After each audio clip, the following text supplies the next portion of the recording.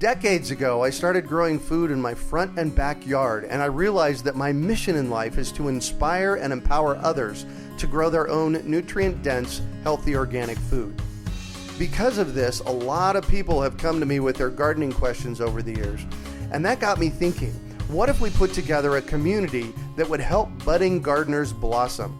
So I finally made the idea a reality with my Urban Farm U member program.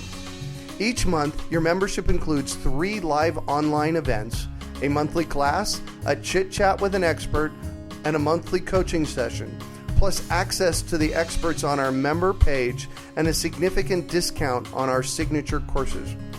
I'm deeply committed to transforming our global food system, and I do this by empowering you to grow your own food. The Urban Farm membership program is a simple way to get going. Please join me in transforming your food system today.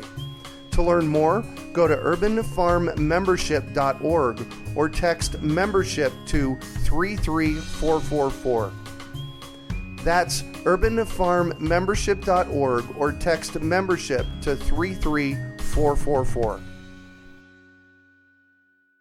You're listening to the Urban Farm Podcast, your partner in the Grow Your Own Food revolution.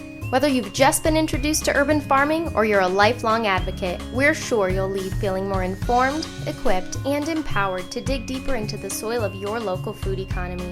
With you every step of the way, here's your host, Greg Peterson. Today on the Urban Farm Podcast, we have Ruwan Subasinghe of Replantable and Costas Simoglou of the Georgia Center of Innovation for Energy Technology to talk about their experience with Nanofarms. Ruwan leads a product design team at Replantable. While earning his mechanical engineering degree at Georgia Tech, he machined microfluidic devices and instructed students in the campus machine shop. He has used his fabrication knowledge to bring a hands-on design approach to startups like Intuitive Pickups as well as larger companies like Verizon Telematics. His current project at Replantable is Nanofarms. Costas is the director of the Center of Innovation for Energy Technology, where his mission is to help Georgia's companies accelerate the development of new products, ideas, and business models in the energy ecosystem and maintain the state of Georgia's leadership position in the fields of energy generation, transmission, distribution, storage, and consumption. Welcome to the show today, Ruwan and Costas. Thank you, Greg. Thanks for having me. Oh, yeah, absolutely. I love having both of you. So I shared a bit about you. Can you fill in the blanks for us and share more about the path you took to get where you're at now? And how about if we start with Ruwan? Sure. So, started this project actually while I was a student at Georgia Tech. I was studying mechanical engineering and actually cooked really often. But my business partner and I, Alex, we were just really frustrated by the way that produce just wouldn't last long enough in our fridge. Yeah. It seems like when you buy it, it's great, but then in a few days it looks less and less appetizing. You think? We were wondering, we were wondering if there was a way to make, picking your fresh produce as easy as walking to the fridge. And that's kind of where we got started on this project. Fantastic. So while we're here, why don't you tell us a little bit about your project? Sure. So what we make is it's a kitchen appliance that grows produce automatically. Wow. You basically fill it up with water. You put in one of our plant pads, and you can walk away from it, and it does the rest. Takes care of all the growing for you. Nutrients and all? Yeah. The nutrients are included in the plant pad, and they're customized for each type of seed. Oh, so wow. you choose what kind of produce you want to grow, and we ship you a plant pad that has those seeds and those nutrients, and then you just put it in the unit, and it goes. Wow, cool. All right, we're going to get back to that, but I want to catch up with Costas first. So give us a little bit of background on the Georgia Tech Center for Innovative Technology, Energy Technology, would you? Yes, thank you for the opportunity. The mission for the Center of Innovation for Energy Technology is to help localize the energy model and simultaneously promote new ideas, new products, and new business models. By doing that, we just discovered over time is that energy and food they're interconnected. So we added the localization of the food model into our objectives. And we look at everything, of course, at mass production. We're bringing in, identifying technologies, integrating them, and try to, let's say, produce, to grow produce that we don't grow here in Georgia. Oh, interesting. So there's got to be a great story here on why the two of you are working together. Can you kind of enlighten us on that? Yes, I work very closely with Georgia Tech and many of their labs. And when these guys came out of one of their labs, they said, okay, you need to work together. So I looked at it and I said, this fits our objectives. Although it's a small scale, I always equate it like the equivalent of a PC on your table, on your laptop. Oh, yes, right. And you can take it and use it at your convenience. And I said, what a great idea. So we started working closely together, and we helped them with our other colleagues on the design, and then the manufacturing, of course, the materials that they need. And then we took the prototypes, we made them available to 3 high schools where they were beta testing the product. Oh, nice. And so you connected, you connected yes, to the local high schools to have them beta test your product for you. Correct. Oh, yes. How cool is that? I want to be in that classroom. Yes, and they use it as part of their STEM education. Wow. So we have winners everywhere. Yeah, no kidding. No kidding. All right. I'm really excited to dive into this Nanofarm technology, and we'll get there in a moment. But I still want to kind of do a little bit more overview stuff. So let's talk about what is the mission of the Centers for Innovation for Energy Technology. Well, we are on one of 6 centers, and our mission was to connect the private industry with the universities, government, and other private entities for the purpose of the innovation. As you know, every industry has to innovate, and every company has to innovate. Yeah. So we have a wealth of knowledge here at our university system, and we are using it for economic development purposes as well. So the Center of Innovation was created about 5 years ago for the purpose of localizing our energy model. As a state, we spend over $35 billion every year to purchase transportation fuel. Oh, yes. And the money that goes out of the state every single year.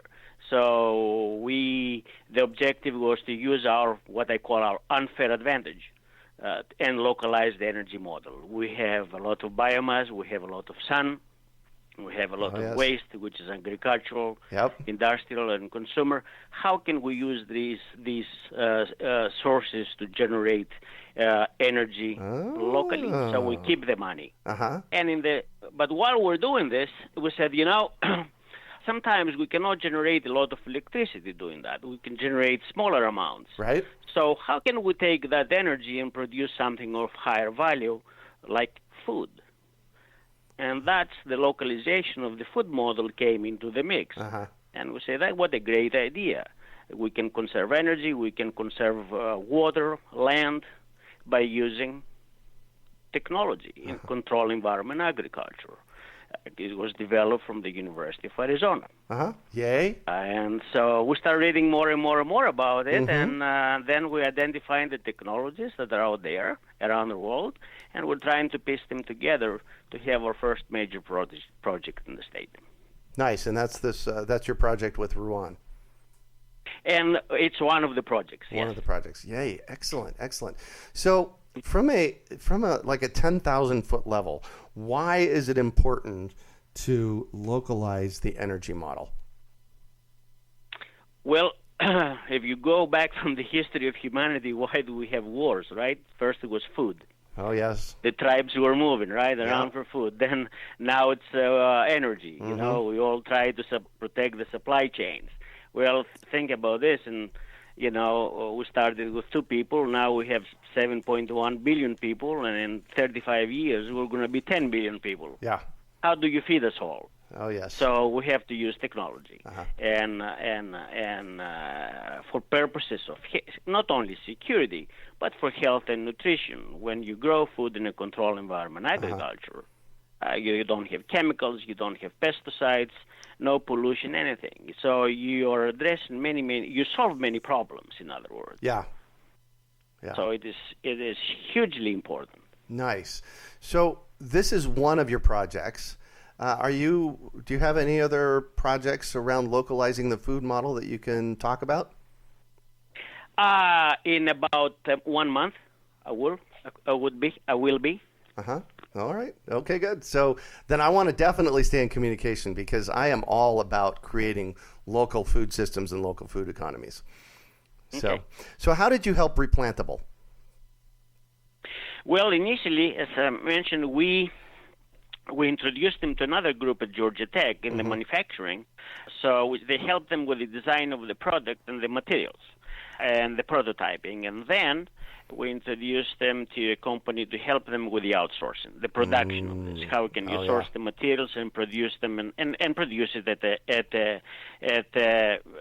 low cost, so to speak. And then the other part, when we produced the prototypes, now we needed the beta testing. And we wanted to have a win-win situation, and that's why we introduced them to high schools. Yeah. So the students are using it as part of their STEM education.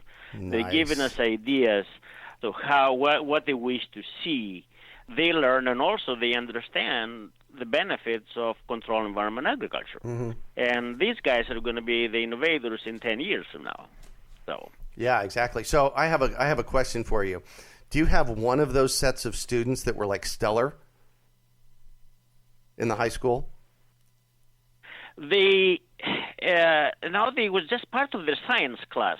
One of the schools that we have pictures that we can send you, Ruwan. You can send them some pictures from Benjamin Mays High School, which is in downtown Atlanta. Oh, nice. None of these folks have gardens or farms. Yeah, exactly. Not even in, Because I would love to have a group of them on the show. I would love to interview a group of those students. All right, let's do it. So let's jump over and talk with Ruwan about Replantable. So we got that this was a real-time issue for you. It's like you can't get fresh food. What do you do about that? Right.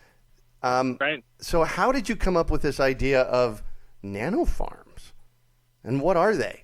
I mean, it was actually quite a journey to get to the Nanofarm concept. I want to hear about that. We actually, sure. So I can start, way back. The first thing we did actually was we entered a sustainability-focused competition at Georgia Tech, and it was with technology that we had developed that would keep food alive during transportation. Mm-hmm. So basically, it was this root container that you could snap on produce at the farm, and then when you ship it, it stays alive, rather than having to refrigerate it and, keep it in this cold chain the whole time. Wow. And hold on, what'd you do with that technology? That sounds like a great technology too. I mean, actually, a lot of that is rolled into the plant pads that we use now. All right. So that was just kind of the beginning of this whole process. You can see what we were trying to aim at. We were trying to get, fresher food. And the other thing is that we looked into this issue a little bit further, and from a higher level point of view, right? We saw that not just are consumers frustrated with produce going bad in their fridge, that it doesn't just go bad in consumers' fridges.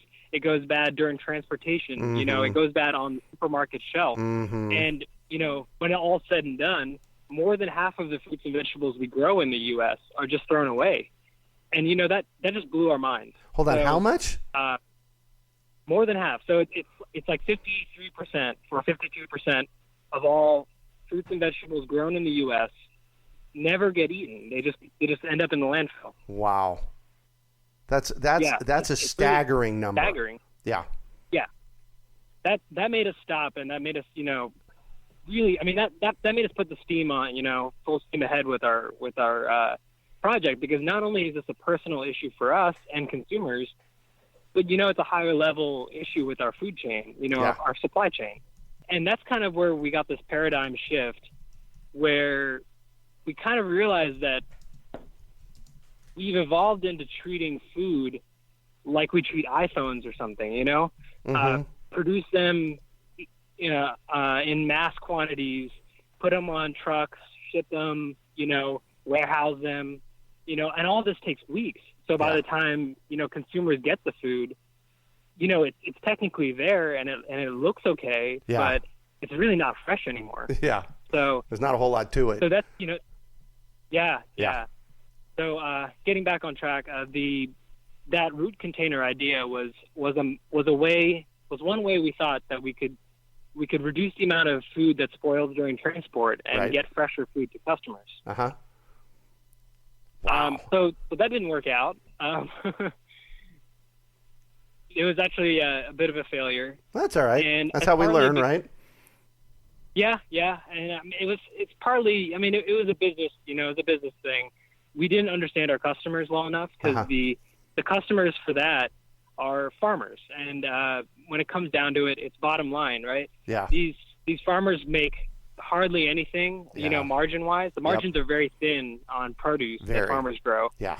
So they can't add, a 25-cent container to every plant that they ship. Right. So that didn't really work out because the consumers are the ones, benefiting from this, fresher food. Uh-huh. But the person that's going to have to pay is the farmer who can't afford this technology. Right. So that's when we decided to look down the supply chain and actually see, are there other innovative ways to deliver fresh produce to people, with less waste and less, energy use than the current system. And then that's kind of when we landed on these home growing systems. But then we wondered, why aren't people just doing this already? Because, there's plenty of people that have gardens and they grow their own food. Yep.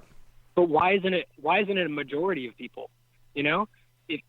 If it's that simple as, putting seeds in the ground and harvesting your food, why doesn't everyone just do that? Yeah, that would be nice. It's not quite that simple, but that's a good question. What did you find? So we went and talked to a lot of people, and we mostly talked to people in cities, mostly in Atlanta. Uh-huh. And, the number one reason people don't grow their own food, it just takes too much time. Mm-hmm. So a lot of them actually had tried. So, over 95% of the people we talked to had their own garden at one point. Mm-hmm. But then you ask them, are you still gardening? And, the answer is always no. And they make it through one season. Right. But it just took too much effort, and some of them, just weren't successful. You got to have a green thumb. And, that phrase exists for a reason. It's not simple. It's not foolproof to grow your own food outside. Right.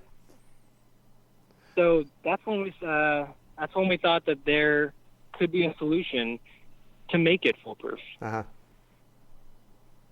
And this is when you created Replantable. Yeah. So we founded the company after we had our first version of the plant pads. We had it pretty automated. We had it to the point where you didn't really have to check up on it much. Mm-hmm. You could put in a plant pad and it would grow mostly on its own. And we've just been refining the technology ever since we founded the company. Wow. So one of the cool things, being a longtime 40-plus year gardener here in Phoenix, Arizona, one of the problems that we are challenged with in the summertime is heat. So, we really can't grow food in the summertime here. But it sounds to me like this, basically tabletop appliance that you guys have created it's called a Nanofarm. That's a generic name for it, yes? That's the specific product name for it. Oh, yeah. Your product name is Nanofarm. Yeah. Mm-hmm. Great. So it seems to me like, with the Nanofarm, you can grow 365 days a year. definitely. And a lot of our customers right now are they're actually in Alaska, and they have the problem of, you know, when they go to the grocery store, they're looking at, you know, $5-6 heads of lettuce. Yep. So it already makes economic sense for them as well to be able to grow all year. The Nanofarm basically relies on basically the microenvironment that you have in your home. You know, if you're comfortable in your home, plants are going to be comfortable too. Yeah. All right. So I'm excited. I would love to get get my hands on one of these. So let's just say I ordered one, and you know, it's like Christmas the day it arrives at my house. You know, I get to open this box, and there's this new food growing toy in there for me. As I open the box, what am I going to experience? Tell me about that. So, it comes fully assembled. You basically take the Nanofarm, you know, put it wherever you want in your house. Plug it into a power outlet. Fill up the tray with water. Put in one of the plant pads, whichever one you want, and you push the start button, and you walk away from it. You could go on vacation or something, and then when you get back, different produce takes different amount of time to grow, but a light just comes on when the produce is ready, and then you can harvest it. Well, interesting. So, what are we growing? So, these plant pads that you have, all the same kind of thing growing in the plant pad, or do you have multiple different things growing in it? Oh, we have all kinds of different stuff. We can grow salad greens, you know, like lettuce and kale, herbs, microgreens, and some root vegetables like beets and radishes. And one plant pad doesn't necessarily have to all be lettuce. That's what I wanted to know. Yeah. Oh, gotcha. Yeah. So one plant pad can have a mix of different things. So we might have, you know, a spring mix salad or a rocket mix, you know, and it's all on one plant pad. Because there can be multiple plants on one pad. Now, are you growing what are called microgreens in this thing, or are you growing out more full-size plants? You can do either. We have microgreen pads, and we have full-size, you know, romaine. We have spinach and kale and all that stuff, too. Wow. All right, so how long have you had one of these on your countertop, Ruwan? I've had some sort of Nanofarm on my counter for about a year. But you know, it's moved from early prototype, you know, to beta into finally now the production version. Right. So you've experienced then eating out of your Nanofarm rather than out of your refrigerator. Yeah. And it's a completely different, you know. It's a different feeling entirely. You know, you never feel like your produce is now like a ticking time bomb anymore. You know, like when can I use this? Like, what dishes can I use this in? It's kind of like, you know, you're about to make a dish and you're like, oh, you know, I've got this and this ready to eat. You know, in the Nanofarm, I can just add it to dishes as I go through the week. Oh my gosh, I'm so excited about this over here. I'm just, you know, I'm imagining having one here on my countertop because there's nothing better. So here at the Urban Farm is 1/3 of an acre in north central Phoenix, and you know I grow many different ways here at the Urban Farm, and there is nothing better than walking out in the front yard in the evening. Yes, I said front yard in the evening and harvesting a meal, which we often do here at the Urban Farm. So tell me the experience. I want you to kind of close your eyes and go back to the first time you actually harvested out of the Nanofarm. What was that like? I mean, it's pretty amazing. Like, I mean, we had it described to us by, I mean, we actually have customers that are farmers, and you know they have acres and acres, and until you kind of experience seeing that food grow in front of you, and just, you know, picking it directly onto your plate, it feels so natural. It's kind of, you know, it's weird because, you know, if you look at the Nanofarm, it's this box with LEDs and, you know, this fan for ventilation, and you know, it looks artificial kind of on the outside. Uh-huh. But the feeling of harvesting your own food that you've grown and putting it on your plate, it's just so natural. And I think that's part of our mission is to re-democratize food production and kind of bring that experience of growing, back to people's homes. Yeah. Because, we have one of our beta testers has a 3-year-old girl, and, whenever they get back from long vacation or something, she comes in the house screaming and running towards the Nanofarm to see how the plants have grown. And her dad has said that it's not too hard to get her to eat greens anymore.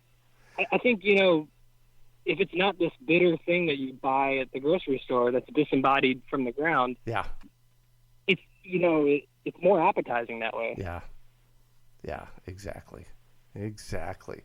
So I have a question for both of you, and it goes like this. What do you think the future of urban farming looks like? And let's start with Costas, since we've been talking with Ruwan for a little while. I believe that more and more we're going to be growing the food where it's consumed, so we don't have to bring it from thousands of miles away. Yeah. It makes no sense. Mm-hmm. A lot of things can happen on the way, not only for food security, but also for health and nutrition and so forth. So we're going to be growing more and more. The technologies will be getting better and better. They use those systems in Europe already, in Central Europe, in the Netherlands, Belgium, and so forth. We haven't been using these systems here because we have plenty of land. We had California. But again, now the attitudes are changing, and I think you're going to see more and more of it, more of these urban farms, so to speak, or any other controlled environment agriculture, we're going to be built next to the big cities. And then more devices like the Nanofarm, like the Replantable device. You're going to see more. You're going to see more improvements, and we're going to see technology added to this. Yeah. I can see this in couple of years down the road, and my Nanofarm is connected with your Nanofarm, and Ruwan's Nanofarm. We exchange recipes. You know. Oh yeah. Over the internet and stuff. Yeah. Wow. Cool. Ruwan, what's your thought on the future of urban farming? I think picking up on what Costas was just saying, I could definitely see, your 2 doors down apartment neighbor is growing tomatoes and you're growing blackberries, and and there could even be a social marketplace online where you can figure out who's growing what, and if you need this for a recipe, you can walk right down the hall.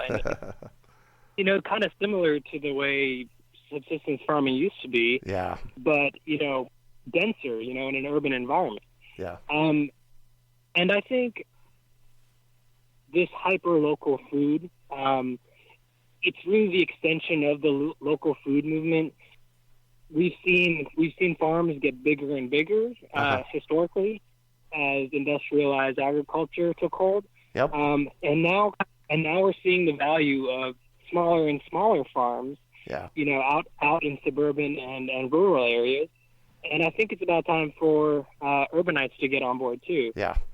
And I think a lot of it has to do with reducing the energy costs of the food production and distribution system. Right. So the LEDs we use less than, so a Nanofarm uses less than $1 of electricity per month. Mm-hmm. That's only possible because of these LEDs that came out last year.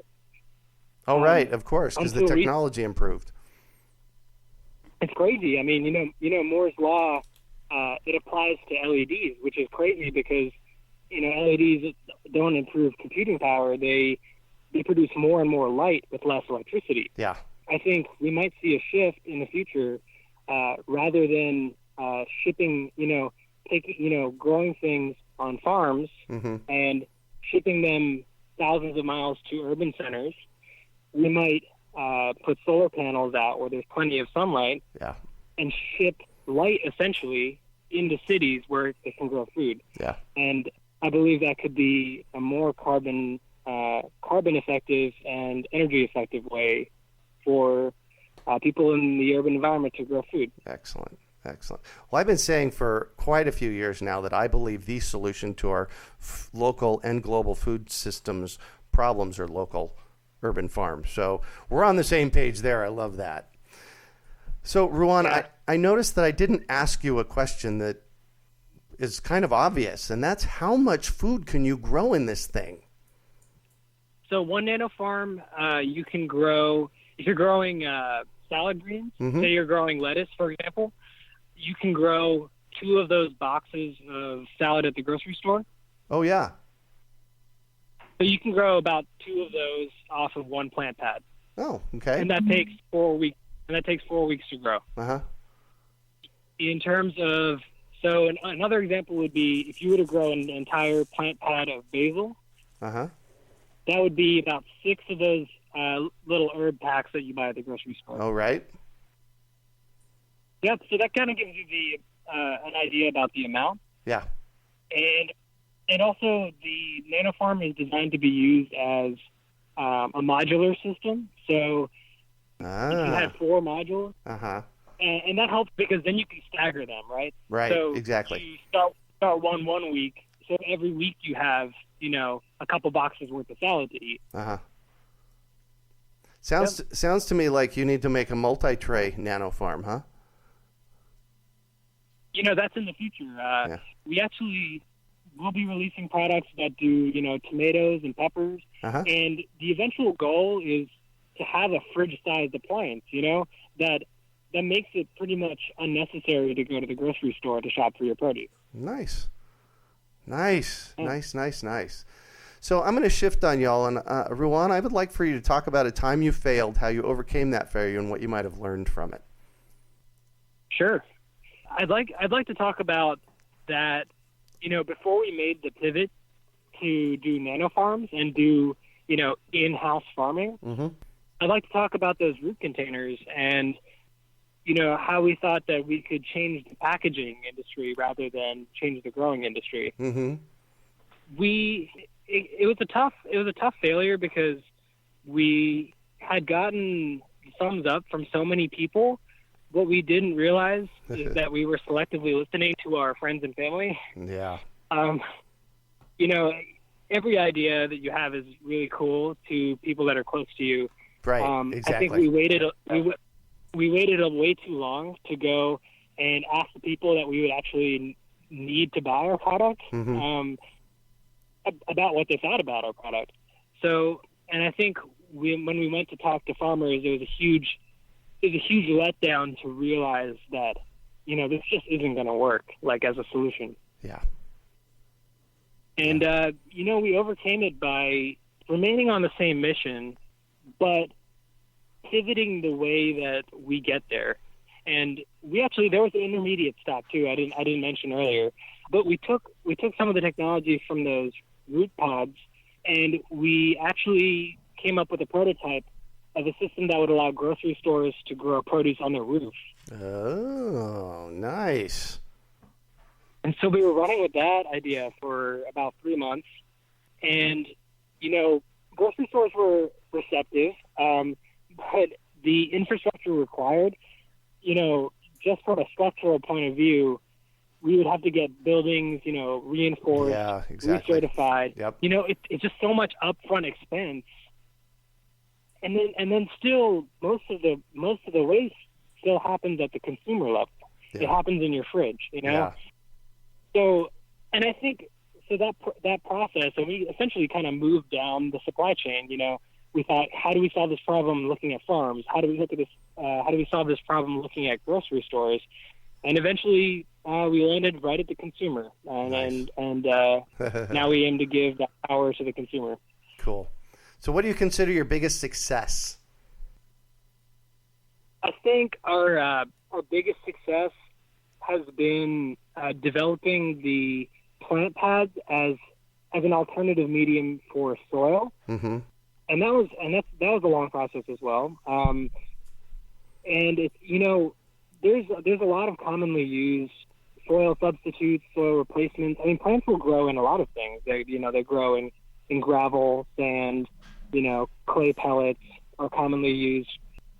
But we didn't want to settle for a growing medium that was out there because we didn't have anything that fit our distribution model. A low cost, lightweight, shippable thing that you can easily distribute in cities and in the urban environment. Right.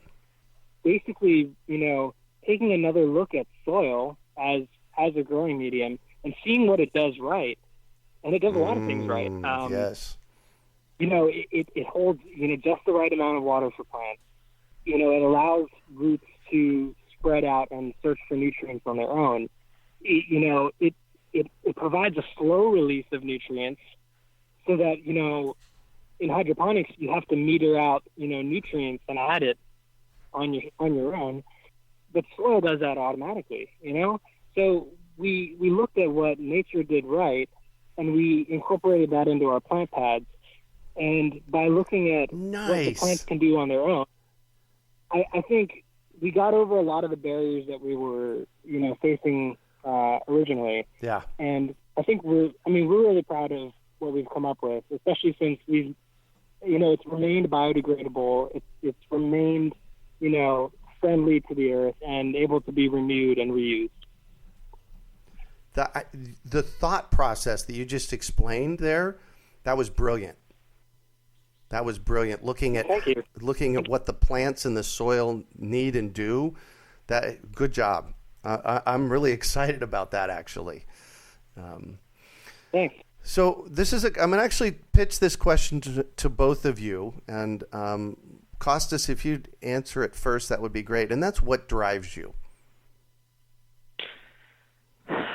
The excitement of bringing together new ideas and creating new business models and new products and something that is needed. Yeah. And something that is so obvious, but we're not paying attention to it. And so what we're doing here is that we're addressing the obvious with some exciting technologies. And that really, really keeps me going. I can tell. I can hear that in your voice.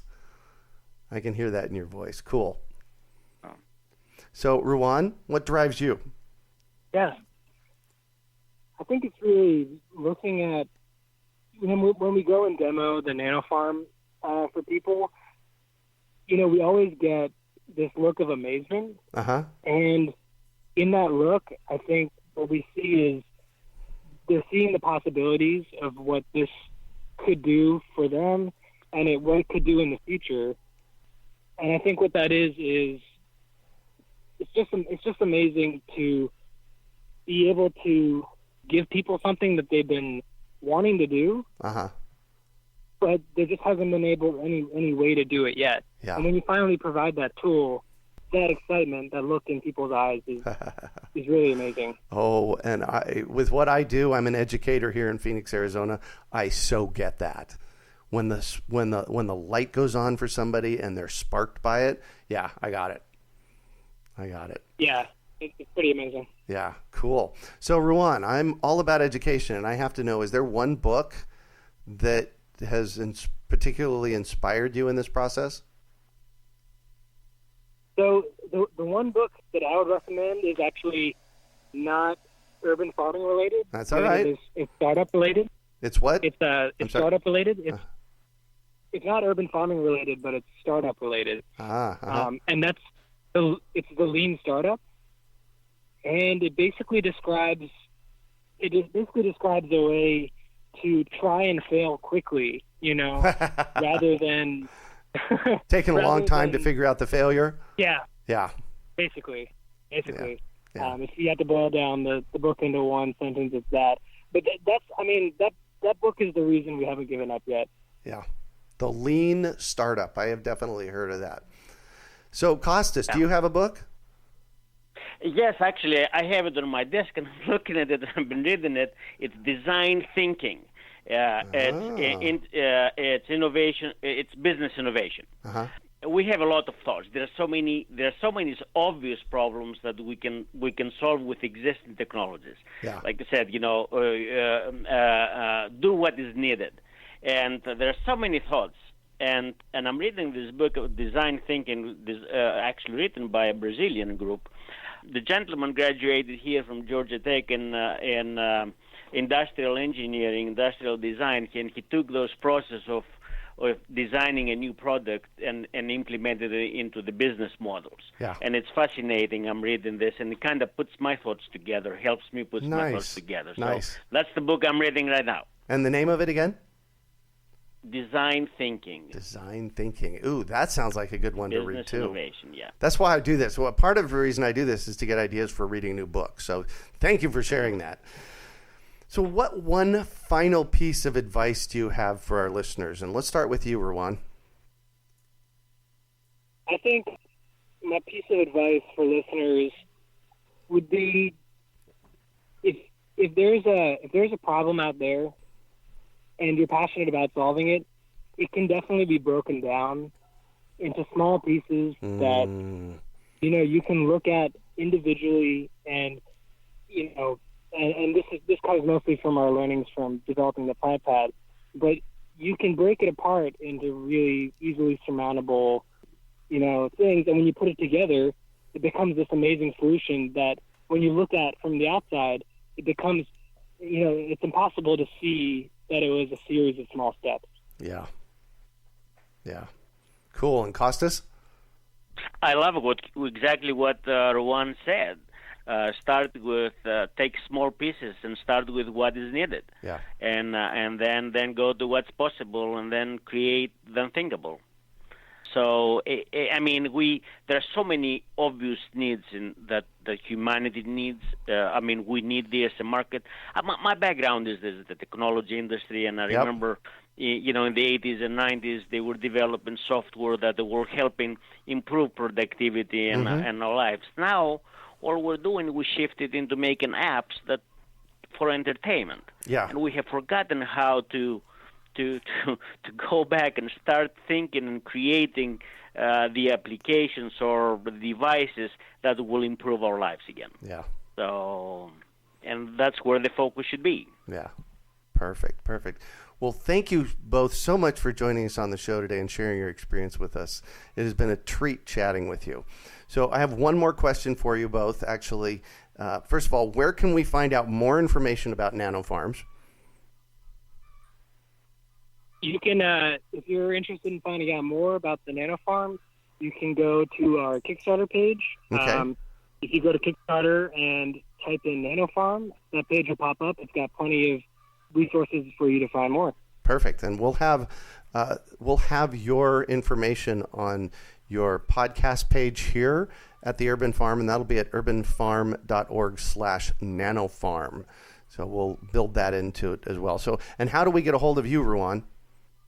If you want to get a hold of me, you can email me at ruwan@replantable.com, RUWAN @replantable.com. Perfect. And Costas? And the company has the website, www.replantable.com. So Perfect. You can find all the information on the product. And for us, we're under the Georgia.org, we're at the Georgia Department of Economic Development. It's georgia.org/innovation, and you'll see all of the centers of innovation that we have, and one of them is energy. Fantastic. Well, it has been an absolute delight hearing from both of you on this project today. Thank you so much. And that's Thank you so much for the opportunity. Absolutely. That's it for today. Thanks for joining us on the Urban Farm Podcast. Decades ago, I started growing food in my front and backyard, and I realized that my mission in life is to inspire and empower others to grow their own nutrient-dense, healthy organic food. Because of this, a lot of people have come to me with their gardening questions over the years, and that got me thinking, what if we put together a community that would help budding gardeners blossom? So I finally made the idea a reality with my Urban Farm U member program. Each month, your membership includes 3 live online events, a monthly class, a chit-chat with an expert, and a monthly coaching session, plus access to the experts on our member page and a significant discount on our signature courses. I'm deeply committed to transforming our global food system, and I do this by empowering you to grow your own food. The Urban Farm membership program is a simple way to get going. Please join me in transforming your food system today. To learn more, go to urbanfarmmembership.org or text membership to 33444. That's urbanfarmmembership.org or text membership to 33444. We hope you enjoyed today's episode of the Urban Farm Podcast. Remember to listen 3 days a week for tips, advice, and resources to help you on your journey with urban farming. You can find us on the web at urbanfarm.org or send us an email to podcast@urbanfarm.org. In the words of Vincent van Gogh, great things are done by a series of small things brought together. Be encouraged that with each lesson learned and skill developed, you are one step closer in the direction of your dreams.